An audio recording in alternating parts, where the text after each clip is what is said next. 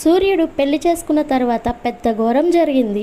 సూర్యుడు విశ్వకర్మ కూతురైన సంధ్యను పెళ్లి చేసుకుంటాడు. కొంతకాలానికి వాళ్ళకి ముగ్గురు పిల్లలు పుడతారు. వాళ్ళే వాసిక ముని, యముడు, యముని చెల్లెలు యామి. అయితే సూర్యుడు అన్ని రోజులు ఉండడం వల్ల సూర్యుని వేడి తట్టుకోలేక సంధ్యాదేవి అక్కడి నుంచి వెళ్ళిపోవాలని నిర్ణయించుకుంటుంది. తన నీడతో ఛాయాదేవిని సృష్టించి ఎవ్వరికీ అనుమానం రాకుండా నా ప్రతిరూపంగా ఇక్కడే ఉండు అని చెప్పి వెళ్ళిపోతుంది. ఇక అప్పటి నుంచి ఛాయాదేవి సూర్యునికి భార్యలాగే ఉంటుంది. కొంతకాలానికి వీరిద్దరికీ శని మరియు తపతి ఇద్దరు పిల్లలు పుడతారు. తల్లి ప్రేమ వల్ల శని తపతిని బాగా చూసుకుంటూ యముడిని యామిని నిర్లక్ష్యం చేయడం గమనించిన సూర్యుడు ధ్యానంలో జరిగిన ఘోరాన్ని తెలుసుకొని వెంటనే విశ్వకర్మ దగ్గరికి వెళ్ళి నిలదీస్తాడు.